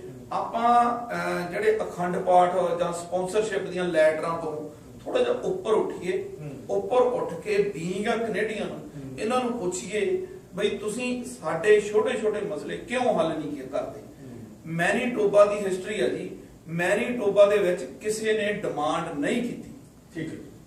ਜਿਹੜੀ ਹੈਲਮਟ ਦੀ ਰਿਜ਼ੰਪਸ਼ਨ ਹੈ ਆ, ਮੈਨੀਟੋਬਾ 'ਚ ਕਿਸੇ ਨੇ ਡਿਮਾਂਡ ਨਹੀਂ ਕੀਤੀ। ਉੱਥੇ ਦੀ ਗਵਰਨਮੈਂਟ, ਬਿਲਕੁਲ ਜੀ, ਗਵਰਨਮੈਂਟ ਨੇ ਵੈਸੇ ਹੀ ਉਹਨੂੰ ਪਾਸ ਕੀਤਾ। ਪਰ ਇੱਥੇ ਲੱਗਦਾ ਧਾਲੀਵਾਲ ਸਾਹਿਬ ਤੁਹਾਡੀ ਗੱਲ ਵਿੱਚ ਹੀ ਆ ਵੀ ਇਹ ਗਵਰਨਮੈਂਟ ਤੱਕ, ਪ੍ਰੀਮੀਅਰ ਤੱਕ ਗੱਲ ਪਹੁੰਚਾਈ ਗਈ ਆ ਵੀ ਇਹ ਸਾਰੀ ਸਿੱਖ ਕੌਮ ਦਾ ਮਸਲਾ ਨਹੀਂਗਾ। ਹਾਂਜੀ, ਆ ਤੁਹਾਡੇ ਸਾਹਮਣੇ ਲਿਸਟ ਪਈ ਹੈ ਜੀ। ਇਹਦੇ ਵਿੱਚ 22 ਸੰਸਥਾਵਾਂ, ਮੈਜੋਰਟੀ ਤੌਰ ਤੇ ਤਕਰੀਬਨ ਸਿੱਖਾਂ ਦੀ ਹਰ ਸੰਸਥਾ ਇਹਦੇ ਵਿੱਚ ਹੈ। ਤਕਰੀਬਨ 16 ਇੰਡੀਵਿਜੂਅਲ ਹਾਈ ਪ੍ਰੋਫਾਈਲ ਕੈਨੇਡੀਅਨਸ, ਇਹਨਾਂ ਨੇ ਇਸ ਗੱਲ ਨੂੰ ਲਿਖਤੀ ਰੂਪ ਦੇ ਵਿੱਚ ਪ੍ਰੀਮੀਅਰ ਤੱਕ ਭੇਜਿਆ। ਠੀਕ ਹੈ। ਅਸੀਂ ਹਰ ਸ਼ਹਿਰ, ਵਿੰਟਰ ਦੇ ਵਿੱਚ, ਕਿਟਨਰ ਦੇ ਵਿੱਚ, ਹੈਮਿਲਟਨ ਦੇ ਵਿੱਚ, ਅਸੀਂ ਹੋਰਨਾਂ ਥਾਵਾਂ ਤੇ ਜਾ ਕੇ ਆਪਣੀਆਂ ਟਾਊਨ ਹਾਲ ਮੀਟਿੰਗਾਂ ਕੀਤੀਆਂ, ਔਰ ਆਮ ਜਨ ਸਧਾਰਨ ਸਿੱਖ ਦੀ ਇਨਪੁਟ ਜਿਹੜੀ ਹੈ ਲੈ ਕੇ ਇਹ ਇਸ਼ੂ ਜਿਹੜਾ ਕੀਤਾ। ਪਰ ਮੈਂ ਜੇ ਬਰੀਫਲੀ ਇਹ ਵੀ ਕਹਾਂ, ਸਾਰੇ ਇੰਟੀਰੀਅਰ ਵਿੱਚ ਜੇ ਇੱਕ ਵੀ ਸਿੱਖ ਜਾਂ ਇੱਕ ਵੀ ਸਿਟੀਜ਼ਨ ਦਾ ਜੇ ਰਾਈਟਸ ਵਾਇਓਲੇਟ ਹੋ ਰਿਹਾ ਨਾ, ਤੇ ਸਰਕਾਰ ਦੀ ਇਹ ਜ਼ਿੰਮੇਵਾਰੀ ਹੈ, ਉਹਨਾਂ ਦਾ ਫਰਜ਼ ਹੈ ਕਿ ਉਹਨੂੰ ਬਰਾਬਰਤਾ ਦੇਵੇ, ਤੇ ਇਹ ਜਿਹੜੀ ਛੋਟ ਸਿੱਖ ਮੰਗ ਰਹੇ ਨੇ ਉਹ ਦੇਵੇ। ਜੇ ਮੈਂ ਉਹਨੂੰ ਛੋਟਾ ਜਿਹਾ ਕੰਪੇਅਰ ਕਰਦੇ ਆ, ਜਦੋਂ ਆਰਸੀਐਮਪੀ ਦੇ ਵਿੱਚ ਪੱਗ ਜਿਹੜੀ ਸੀ ਅਪਰੂਵ ਕੀਤੀ, ਉਸ ਟਾਈਮ ਤੇ ਕੰਜ਼ਰਵੇਟਿਵ ਬ੍ਰਾਇਨ ਮਰੂਨੀ ਦੀ ਸਰਕਾਰ ਸੀ, ਸਿਰਫ ਇੱਕ ਸਿੱਖ ਸੀ, ਪਰ ਉਹਨੂੰ ਪਤਾ ਸੀ ਕਿ ਹੋਰ ਸ਼ਾਇਦ ਛੇਤੀ ਅਜੇ ਆਵੇਗੀ ਨਾ। ਠੀਕ ਹੈ। ਪਰ ਕਿਉਂਕਿ ਉਹ ਕੁਆਲੀਫਾਈਡ ਬੰਦਾ ਸੀ, ਉਹ ਕਿਉਂਕਿ ਕਾਨੂੰਨ ਦੇ ਵਿੱਚ ਇਦਾਂ ਦੀ ਸੀ ਕਿ ਉਹ ਅਪਲਾਈ ਨਹੀਂ ਸੀ ਕਰਦਾ। ਹਾਊਸ ਆਫ ਕਾਮਨਸ ਦੇ ਵਿੱਚ ਡਿਬੇਟ ਹੋਈ, ਉਸ ਟਾਈਮ ਦੇ ਉੱਤੇ ਜਿਹੜੇ ਉਹਨਾਂ ਦੇ ਅਟਾਰਨੀ ਜਨਰਲ ਸੀ ਜਾਂ ਸੋਲਿਸਿਟਰ ਜਨਰਲ ਸੀ, ਉਹਨਾਂ ਨੇ ਉੱਠ ਕੇ ਕਿਹਾ ਕਿ ਬਰਾਬਰਤਾ ਹੈ ਕੈਨੇਡਾ ਦੇ ਵਿੱਚ। ਅੰਟੈਰੀਓ ਅਲਬਰਟਾ ਦੇ ਵਿੱਚ ਕਲੋਜ਼ ਟੂ 500,000 ਮਿਲੀਅਨ ਲੋਕਾਂ ਨੇ ਪਟੀਸ਼ਨ ਸਾਈਨ ਕਰਕੇ ਉਸ ਟਾਈਮ ਤੇ ਬ੍ਰਾਇਨ ਮੂਨੋ ਨੂੰ ਭੇਜੀ ਸੀ ਵੀ ਤੁਸੀਂ ਆਰਸੀਐਮਪੀ ਸਾਡੀ ਹੈਰੀਟੇਜ ਹੈ, ਇਹਦਾ ਚੇਂਜ ਨਾ ਕਰੋ। ਪਰ ਉਹਨਾਂ ਨੇ ਸਿਧਾਂਤ ਦੇ ਤੌਰ ਦੇ ਉੱਤੇ ਇਹਦੀ ਡੈਫੀਨੇਸ਼ਨ ਚੇਂਜ ਕਰ ਦਿੱਤੀ। ਸੋ ਕਹਿਣ ਦਾ ਮਤਲਬ ਮਾਈਨੋਰਿਟੀਜ਼ ਦੇ ਹੱਕ ਜਿਹੜੇ ਆ ਇਸ ਤਰੀਕੇ ਦੇ ਨਾਲ ਡਿਨਾਈ ਨਹੀਂ ਹੋਣੇ ਚਾਹੀਦੇ, ਭਾਵੇਂ ਇੱਕ ਵੀ ਬੰਦਾ ਜੇ ਪਰਸ ਕਰੋ ਜੀ, ਹਰ ਇੱਕ ਦਸਤਾਰ ਸਜਾ ਕੇ ਸਿੱਖ ਨੇ ਵਿਚਰਨਾ ਹੈ ਜੀ, ਉਸ ਦੀ ਸਰੀਰ ਦਾ ਇੱਕ ਕਹੋ ਕਿ ਜੀਵਨ ਦਾ ਅੰਗ ਹੈ। ਮੈਂ ਤੁਹਾਨੂੰ ਸਾਈਕਲ ਚਲਾਉਣ ਲੱਗਾ ਕਿੱਦਾਂ ਵਾਕੂ ਸਰ? ਦੇਖੋ ਜੀ, ਮੈਂ ਇੱਕ ਸੌਖੀ ਜਿਹੀ ਉਦਾਹਰਨ ਦੇਣਾ ਤੁਹਾਨੂੰ। ਜੇ ਕੋਈ ਕਹਿੰਦਾ ਬਈ ਕੈਨੇਡਾ ਦੇ ਜਾਂ ਓਨਟਾਰੀਓ ਦੇ ਵਿੱਚ ਵਸਣ ਵਾਲੇ ਥੋੜੇ ਜਿਹੇ ਸਿੱਖ ਇਹ ਹੱਕ ਮੰਗਦੇ ਆ, ਮੈਂ ਐਗਜ਼ਾਮਪਲ ਦੇਣਾ ਤੁਹਾਨੂੰ। ਅਸੀਂ ਜਦੋਂ ਸਾਨੂੰ ਆਸ ਬੱਚੀ ਸੀ ਵੀ ਇਹ ਅਮੈਂਡਮੈਂਟ ਹੋਏਗੀ, ਅਸੀਂ ਇਹ ਸੋਚਿਆ ਵੀ ਆਪਾਂ 50 Harley Davidson motorcycle top of line ਆ ਆਪਾਂ ਆਰਡਰ ਕਰਾਂਗੇ, ਤੇ ਮੇਰੇ ਕੋਲੇ 70 ਨਾਂ ਆ ਗਏ ਸੀ ਲੋਕਾਂ ਦੇ। ਠੀਕ, ਬਹੁਤ ਮਿਹਰਬਾਨੀ ਜੀ। ਲੋ ਜੀ ਬਲ ਸਾਹਿਬ, ਤੁਸੀਂ ਥੋੜੇ ਇਮੋਸ਼ਨਲ ਹੋ ਰਹੇ ਹੋ, ਕਿਉਂਕਿ ਪਤਾ ਸਾਨੂੰ ਕਿ ਕਿੰਨਾ ਤੁਸੀਂ ਗੈਰ ਗੰਭੀਰ ਹੋ ਕੇ ਸਾਰੇ ਮੁੱਦੇ ਨੂੰ ਉਠਾਇਆ ਸੀ। ਕਈ ਸਾਲ ਲਗਾਤਾਰ ਤੁਸੀਂ ਇਸ ਤੇ ਕੰਮ ਕਰਦੇ ਰਹੇ, ਪਰ ਇਹ ਦੇਖੋ ਜੀ ਜੀਵਨ ਹੈ, ਅਸੀਂ ਜੀਵਨ ਦੇ ਵਿੱਚ ਕੋਈ ਕੰਮ ਸ਼ੁਰੂ ਕਰਦੇ ਹਾਂ, ਅਸੀਂ ਕੋਸ਼ਿਸ਼ ਕਰਦੇ ਹਾਂ ਆਪਣੀ, ਅਸੀਂ ਸਫਲ ਹੋ ਸਕਦੇ ਹਾਂ, ਅਸੀਂ ਅਸਫਲ ਵੀ ਹੋ ਸਕਦੇ ਹਾਂ। ਹੁਣ ਜੇ ਇਸ ਯਤਨ ਦੇ ਵਿੱਚ ਅਸਫਲ ਹੋ ਗਏ ਹਾਂ, ਲੇਕਿਨ ਕਿ ਆਸ ਦਾ ਪੱਲਾ ਤਾਂ ਨਹੀਂ ਛੱਡਿਆ ਜਾਂਦਾ। ਨਹੀਂ ਜੀ, ਬਿਲਕੁਲ ਨਹੀਂ। ਜਿਸ ਤਰ੍ਹਾਂ ਮੈਂ ਦੱਸਿਆ ਅਸੀਂ ਮੀਟਿੰਗ ਕਰਕੇ ਆਏ ਆ ਤੇ ਇਹਦਾ ਫਾਲੋ ਹੋਏਗਾ। ਠੀਕ ਹੈ, ਫਾਲੋ ਕਰਾਂਗੇ ਜੀ ਅਸੀਂ। ਹੁਣ ਅਗਲੀ ਕਮਿਊਨਿਟੀ ਦੇ ਨਾਲ ਸਲਾਹ ਵਿਚਾਰ ਵਟਾਂਦਰਾ ਕਰਕੇ ਠੀਕ ਹੈ। ਜੇ ਕੋਰਟ ਦੇ ਵਿੱਚ ਜਾਣਾ ਪਿਆ ਤਾਂ ਕੋਰਟ 'ਚ ਜਾਵਾਂਗੇ। ਪਰ ਹਾਂ, ਮੈਂ ਇੱਕ ਗੱਲ ਕਮਿਊਨਿਟੀ ਨੂੰ ਜ਼ਰੂਰ ਕਹਿਣਾ ਕਿ ਆਪਣੇ ਚੁਣੇ ਹੋਏ ਐਮਪੀਪੀਜ਼ ਨੂੰ ਜ਼ਰੂਰ ਪੁੱਛੋ, ਇਹ ਤੁਹਾਡੀ ਰਿਸਪੌਂਸਿਬਿਲਟੀ ਆ ਵੀ ਤੁਸੀਂ ਕੀ ਕੀਤਾ ਸਾਡੇ। ਉਹ ਤਾਂ ਕਹਿਣਗੇ ਜੀ ਅਸੀਂ ਇਕੱਠੇ ਹੋ ਕੇ ਆਪਣੇ ਸਪਾਰਸ਼ ਕਰਨਾ। ਨਹੀਂ, ਦਿਸ ਇਜ਼ ਨਾਟ ਇਨਫ। ਅੱਛਾ ਜੀ, ਦਿਸ ਇਜ਼ ਨਾਟ ਇਨਫ। ਮੈਂ ਇਹ ਗੱਲ, ਮੇਰੀ ਆਪਣੀ ਪਰਸਨਲ ਥਿੰਕਿੰਗ ਆ, ਇਹ ਹੋਰ ਰੱਖ ਉਹਨਾਂ ਨੂੰ ਕੀ ਕਰਨਾ ਚਾਹੀਦਾ ਸੀ? ਉਹਨਾਂ ਨੂੰ ਜੇ ਉਹ ਪਹਿਲੇ ਦਿਨ ਤੋਂ ਲੌਬੀ ਕਰਦੇ ਨਾ ਜੀ, ਅੱਜ ਰਿਜ਼ਲਟ ਹੋਰ ਹੋਣੇ ਸੀਗੇ। ਠੀਕ ਹੈ ਜੀ। ਇਹ 24 ਜੂਨ ਦੀ ਸਰਕਾਰ ਬਣੀ ਸੀਗੀ ਤੇ 24 ਜੁਲਾਈ ਤੇ 24 ਅਗਸਤ ਤੇ ਕੋਈ ਵੀ ਨਹੀਂ ਜੀ, ਪਹਿਲਾਂ ਵੀ ਲਿਬਰਲ ਦੀ ਸਰਕਾਰ ਸੀ। ਅੱਛਾ, ਉਹ ਮਾਈਨੋਰਿਟੀ ਸੀ ਉਦੋਂ। ਜਦੋਂ ਹਰਿੰਦਰ ਤੱਖਰ ਸਾਹਿਬ ਟਰਾਂਸਪੋਰਟ ਮਿਨਿਸਟਰ ਸੀ, ਉਦੋਂ ਹਰਿੰਦਰ ਤੱਖਰ ਸਾਹਿਬ ਨਾਲ ਮੇਰੀ ਇਹ ਪਰਸਨਲੀ ਗੱਲ ਹੋਈ ਸੀ, ਕਿਉਂਕਿ ਮੈਂ ਪਿਛਲੇ 15 ਸਾਲ ਤੋਂ ਮੋਟਰਸਾਈਕਲ ਰਾਈਡ ਕਰਦਾ। ਉਹਨਾਂ ਨੇ ਕਿਹਾ ਜੀ ਹਾਂਜੀ ਇਹ ਮਸਲਾ ਹੱਲ ਹੋ ਜਾਏਗਾ, ਤੇ ਪਰ ਕਿੰਨੇ ਐਫਰਟਸ ਕੀਤੇ ਆ, ਜਾਂ ਇਹ ਖੁੱਲੀ ਬਹਿਸ ਹੋਣੀ ਚਾਹੀਦੀ ਆ। ਕੈਨੇਡਾ ਦੇ ontario ਦੇ ਐਮਪੀਪੀ ਆ ਜਾਣ, ਉਹ ਦੱਸ ਦੇਣ ਉਹਨਾਂ ਨੇ ਕਿੰਨੇ ਐਫਰਟਸ ਕੀਤੇ ਆ, ਤੇ ਅਸੀਂ ਦੱਸਾਂਗੇ ਕੈਨੇਡੀਅਨ ਸਿੱਖ ਐਸੋਸੀਏਸ਼ਨ ਨੇ ਕਿੰਨੇ ਐਫਰਟ ਕੀਤੇ ਆ। ਠੀਕ ਹੈ, ਕੁਦਰਤੀ ਜੀ ਵੀ ਤੁਹਾਡੇ ਵੱਲੋਂ ਮੈਂ ਜ਼ਿਆਦਾ ਹੀ ਐਫਰਟ ਇਤਨਾ ਵੀ ਐਡ ਕਰਨਾ ਚਾਹੁੰਦਾ ਜੀ ਕਿ ਸਿਰਫ ਤੇ ਸਿਰਫ ਇੱਕ ਤਾਂ ਨਹੀਂ ਜੀ ਆਪਣੀ ਓਪੀਨੀਅਨ ਦੇ ਰਹੇ ਹਾਂ, ਜੇ ਸਿਰਫ ਅੱਜ ਕੋਈ ਥਰਡ ਪਾਰਟੀ ਇਸੇ ਗੱਲ ਦੇ ਉੱਤੇ ਐਨਾਲਿਸਿਸ ਕਰੇ ਕਿ ਪਿਛਲੇ 3.5 ਸਾਲ ਦੇ ਵਿੱਚ ਕਿਹੜੇ ਕਿਹੜੇ ਮਿਨਿਸਟਰ, ਕਿਹੜੇ ਕਿਹੜੇ ਐਮਪੀਪੀ, ਕਿਹੜੇ ਕਿਹੜੇ ਪ੍ਰੀਮੀਅਰ ਨੇ ਕੀ ਕੀ ਕਿਹਾ, ਤੇ ਉਹਨਾਂ ਦੇ ਸੀਨੀਅਰ ਸਟਾਫ ਨੇ ਕੀ ਕੀ ਕਿਹਾ ਤੇ ਕੀ ਕੀ ਕੀਤਾ, ਸੱਚ ਤੇ ਸੱਚ ਤੇ ਝੂਠ ਤੇ ਝੂਠ। ਠੀਕ ਹੈ ਜੀ, ਬਹੁਤ ਬਹੁਤ ਧੰਨਵਾਦ। ਅਸੀਂ ਆਉਣ ਵਾਲੇ ਸਮੇਂ ਦੇ ਵਿੱਚ, ਕਿਉਂਕਿ ਇਸ ਵਿਸ਼ੇ ਤੇ ਇਸ਼ੂ ਤੇ ਇਹਨਾਂ ਨੇ ਆਪਣਾ ਕੰਮ ਜਾਰੀ ਰੱਖਣਾ, ਕੈਨੇਡੀਅਨ ਸਿੱਖ ਐਸੋਸੀਏਸ਼ਨ ਦੇ ਸਾਰੇ ਨੁਮਾਇੰਦਿਆਂ ਨੇ, ਜਦੋਂ ਵੀ ਮੌਕਾ ਬਣਦਾ ਰਿਹਾ ਤੇ ਪ੍ਰੋਗਰਾਮਾਂ ਵਿੱਚ ਵੀ ਇਹਨਾਂ ਨਾਲ ਗੱਲਬਾਤ ਕਰਦੇ ਰਹਾਂਗੇ। ਅੱਜ ਤੁਸੀਂ ਆਏ ਬਾਤ, ਬਹੁਤ ਬਹੁਤ ਧੰਨਵਾਦ। ਧੰਨਵਾਦ ਤੁਹਾਡਾ ਜੀ। ਵਾਹਿਗੁਰੂ ਜੀ ਕਾ ਖਾਲਸਾ, ਵਾਹਿਗੁਰੂ। ਮੈਂ ਅਖੀਰ 'ਚ ਅਪੀਲ ਕਰਨੀ ਚਾਹੁੰਦਾ, ਫੋਨ ਨੰਬਰ ਸਕਰੀਨ ਤੇ ਆਇਆ ਹੋਇਆ, ਜੇ ਸਾਡੇ ਨਾਲ ਕਿਸੇ ਨੇ ਸੰਪਰਕ ਕਰਨਾ ਹੋਵੇ, ਸਾਨੂੰ ਸਪੋਰਟ ਦੀ ਲੋੜ ਆ ਇਸ ਦੇ ਵਿੱਚ। ਇਹ ਨਾ ਸੋਚੋ ਕਿ ਇਹ ਇੱਕ ਬੰਦੇ ਦਾ ਹੱਲ ਆ, ਜਾਂ ਲਖਵਿੰਦਰ ਸਿੰਘ ਜਾਂ ਮਨੋਹਰ ਸਿੰਘ ਜਾਂ ਕੈਨੇਡੀਅਨ ਸਿੱਖ ਐਸੋਸੀਏਸ਼ਨ ਕੰਮ ਕਰ ਰਹੀ ਆ। ਹਰ ਸਿੱਖ ਦਾ ਫਰਜ਼ ਬਣਦਾ, ਚਾਹੇ ਤੁਸੀਂ ਮੋਟਰਸਾਈਕਲ ਰਾਈਡ ਕਰਦੇ ਹੋ ਜਾਂ ਨਹੀਂ ਕਰਦੇ, ਇਹ ਇੱਕ ਵੱਖਰਾ ਇਸ਼ੂ ਆ, ਇਹ ਸਾਡਾ ਸਾਰਿਆਂ ਦਾ ਹੱਕ ਆ। ਮੈਂ ਕਹਿੰਦਾ ਵੀ ਸਾਨੂੰ ਵੱਧ ਤੋਂ ਵੱਧ ਸਪੋਰਟ ਦਿਓ, ਕਿਸੇ ਵੀ ਕੁਐਸਚਨ ਵਾਸਤੇ ਸਾਨੂੰ ਜਦੋਂ ਮਰਜ਼ੀ ਫੋਨ ਕੀਤਾ ਜਾ ਸਕਦਾ।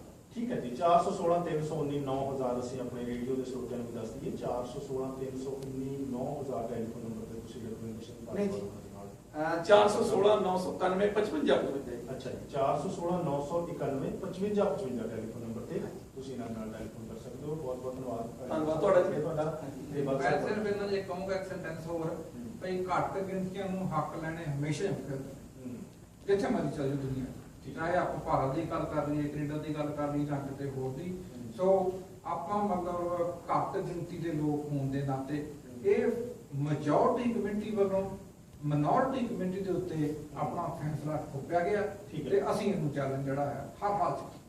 ਠੀਕ ਹੈ ਜੀ, ਦੇਖਦੇ ਹਾਂ ਫਿਰ ਆਉਣ ਵਾਲੇ ਸਮੇਂ ਦੇ ਵਿੱਚ ਕੇਸ ਕਦਰ ਇਸ਼ੂ ਜਾਂਦਾ, ਲੇਕਿਨ ਕਿ ਅਸੀਂ ਆਸ ਮੰਨਦਾ ਕਿ ਜੇ ਜਿਸ ਤਰ੍ਹਾਂ ਇਹਨਾਂ ਨੇ ਪ੍ਰੋਪਰ ਤਰੀਕੇ ਦੇ ਨਾਲ ਆਪਣਾ ਐਫਰਟ ਕੀਤੀ ਸੀ, ਪਰ ਆਉਣ ਵਾਲੇ ਸਮੇਂ ਵਿੱਚ ਵੀ ਕਰਦੇ ਰਹਿਣਗੇ ਤੇ ਜ਼ਰੂਰ ਸਫਲਤਾ ਪ੍ਰਾਪਤ ਹੋਵੇਗੀ ਤੇ ਹੋਣੀ ਚਾਹੀਦੀ ਵੀ ਹੈ। ਅਸੀਂ ਕੁਝ ਸੰਦੇਸ਼ ਲੈ ਰਹੇ ਹਾਂ ਤੇ ਫਿਰ ਉਹ ਸੰਦੇਸ਼ਾਂ ਤੋਂ ਬਾਅਦ ਅਸੀਂ ਸਾਡੇ ਕੋਲ ਮਹਿਮਾਨ ਹੋਰ ਨੇ ਸ਼੍ਰੋਮਣੀ ਅਕਾਲੀ ਦਲ ਤੋਂ